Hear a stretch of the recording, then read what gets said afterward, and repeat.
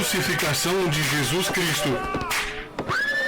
A crucificação de Jesus Cristo se inicia com a chegada ao Gólgota. Retiravam toda a roupa do condenado.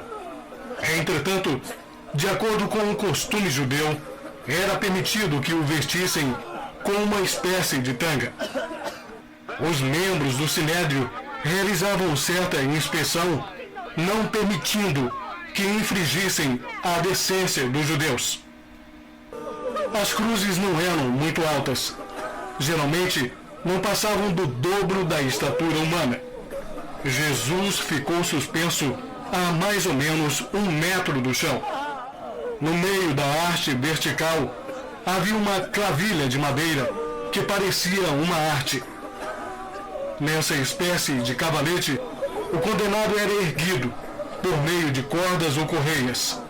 Na crucificação, o corpo ficava sustentado por essas amarrações e impedia que este caísse ao solo, caso sua mão fosse rasgada. O peso do corpo fazia com que os ferimentos causados pelos pregos cada vez mais aumentassem.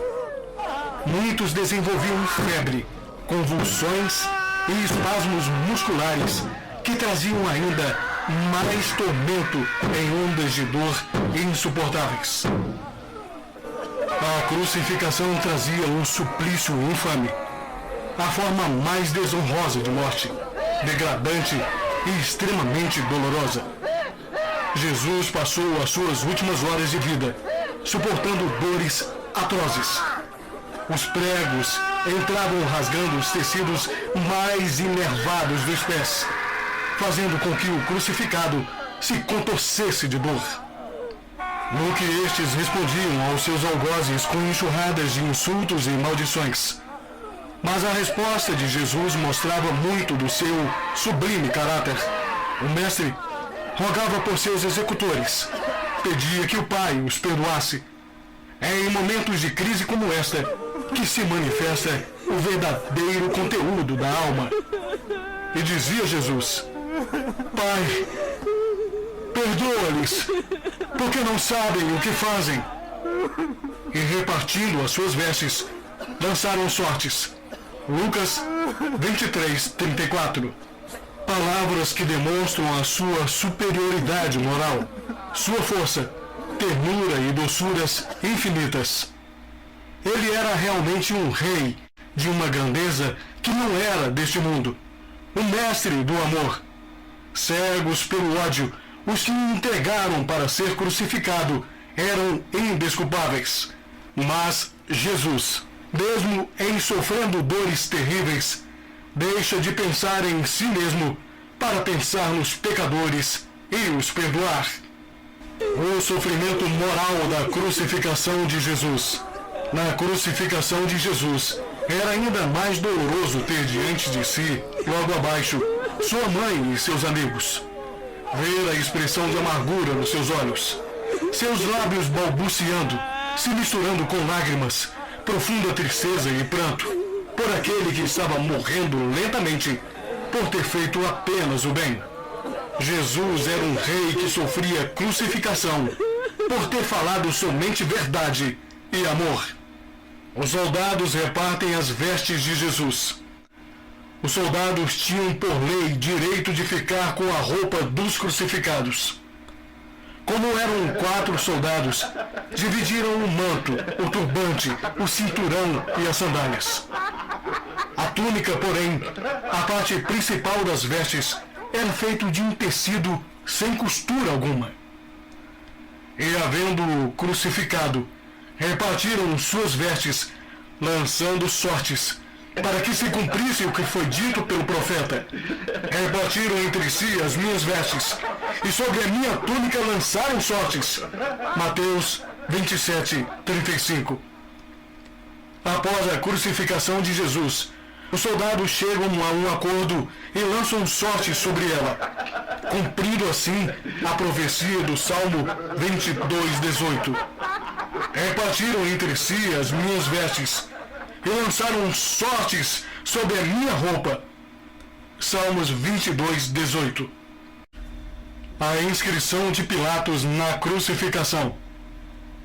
Os romanos colocavam uma tábua com a inscrição do motivo da crucificação na parte superior da cruz.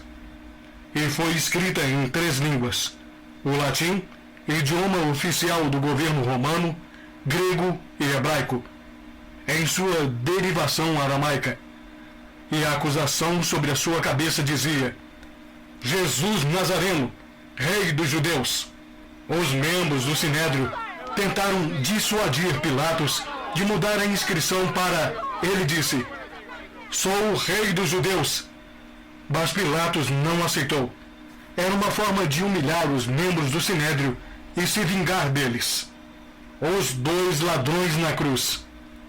2 bandidos, salteadores, sediciosos como Barrabás, foram à crucificação com Jesus. As cruzes foram levantadas à direita e outra à esquerda. Uma homenagem de zombaria ao rei crucificado.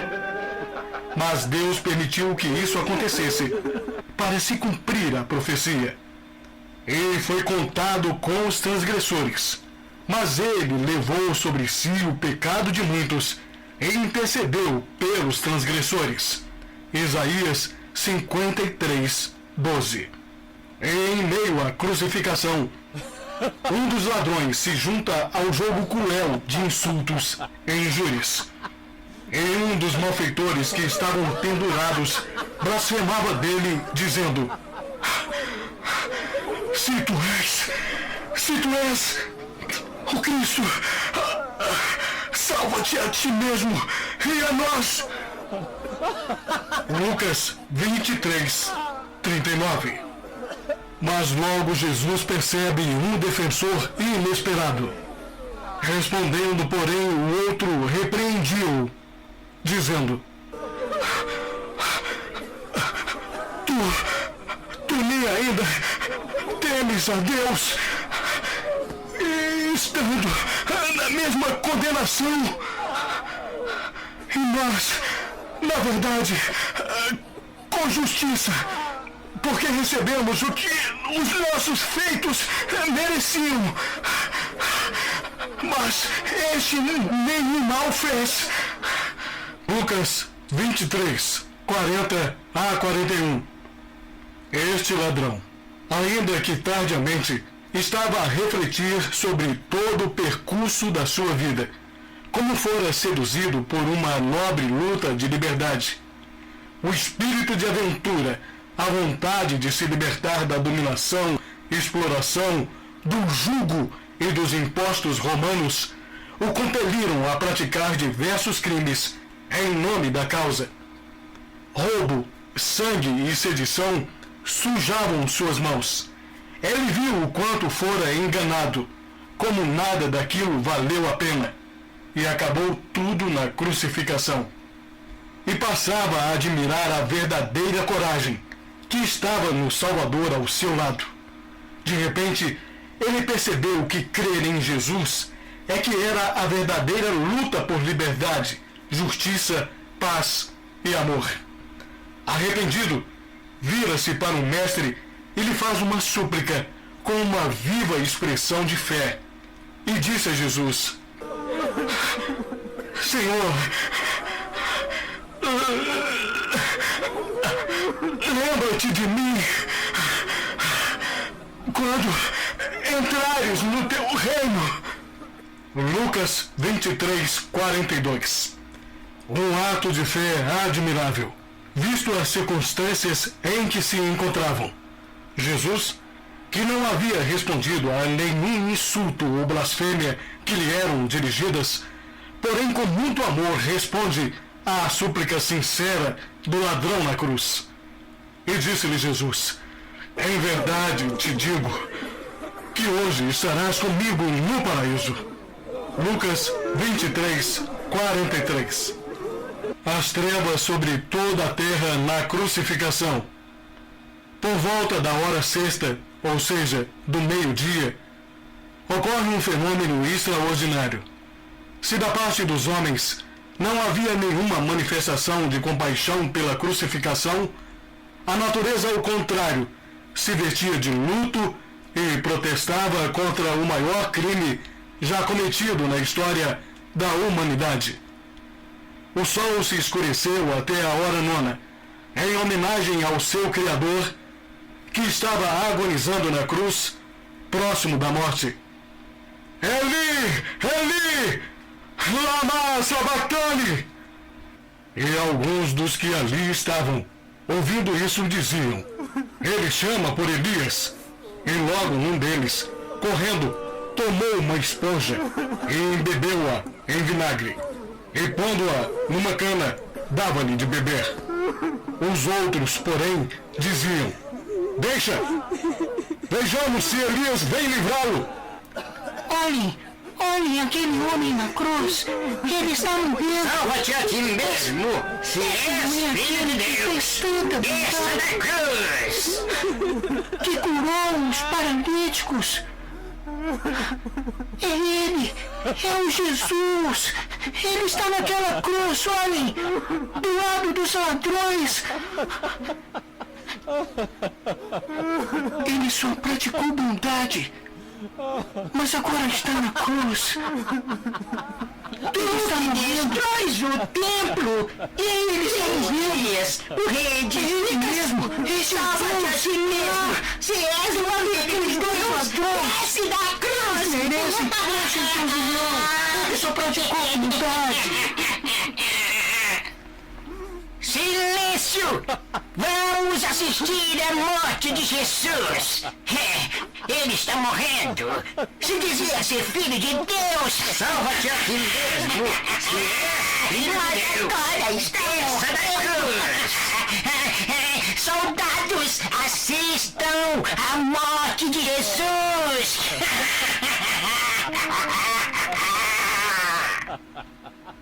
Jesus pronunciou com voz forte estas palavras, em que mostrava uma angústia e aflição indescritíveis. Chamando outra vez com grande voz, entregou o Espírito. Deus meu, por que me desamparaste? Era uma forma melhor de expressar o peso esmagador dos pecados humanos, que ele no momento da cruz trazia sobre si. E era assim cumprida a profecia do Salmo 22:1. Deus meu, por que me desamparaste? Eis que o véu do templo se rasgou em dois, de alto a baixo, e tremeu a terra, e fenderam-se as pedras. E abriram-se os sepulcros, e muitos corpos de santos que dormiam foram ressuscitados. E saindo dos sepulcros, depois da ressurreição, entraram na cidade santa e apareceram a muitos. E o centurião, que com ele guardavam a Jesus, vendo o terremoto e as coisas que haviam sucedido, tiveram grande temor e disseram: verdadeiramente, este era o Filho de Deus! E estavam ali, olhando de longe, muitas mulheres que tinham seguido Jesus desde a Galileia para o servir, entre as quais estavam Maria Madalena e Maria, mãe de Tiago e de José, e a mãe dos filhos de Zebedeu. Mateus 27, 57 a 66. E, vinda já à tarde, chegou um homem rico de Arimateia, por nome José, que também era discípulo de Jesus. E este foi ter com Pilatos e pediu-lhe o corpo de Jesus. Então, Pilatos mandou que o corpo lhe fosse dado. E José, tomando o corpo, envolveu-o num fino e limpo lençol.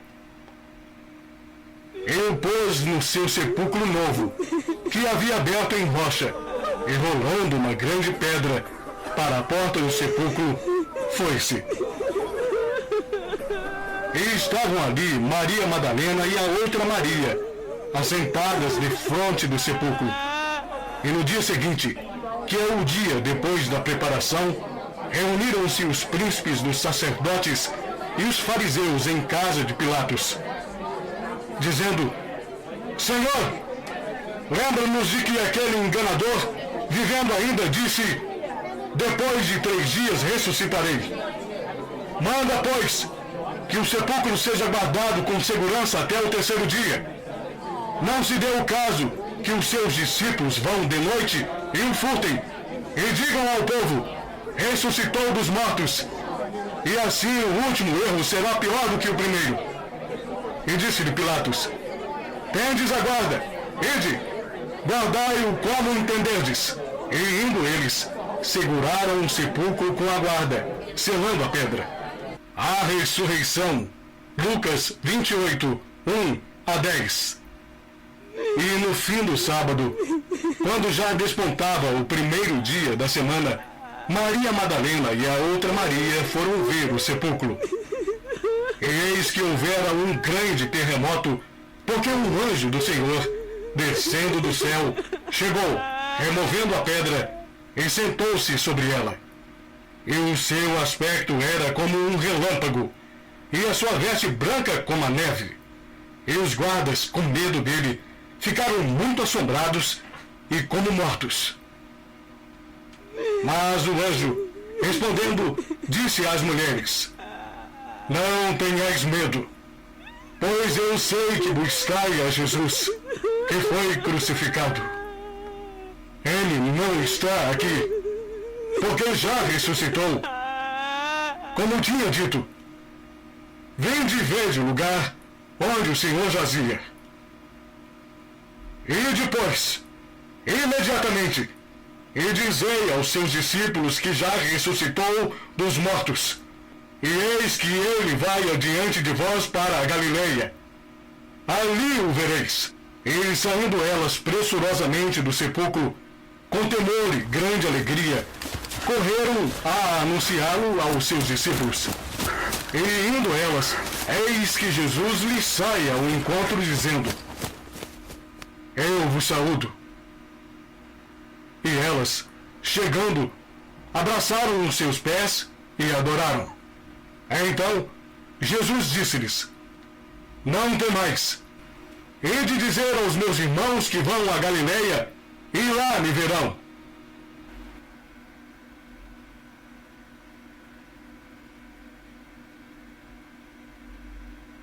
Vocês mataram o autor da vida, mas Deus o ressuscitou dos mortos, e nós somos testemunhas disso. Atos dos Apóstolos 3:15.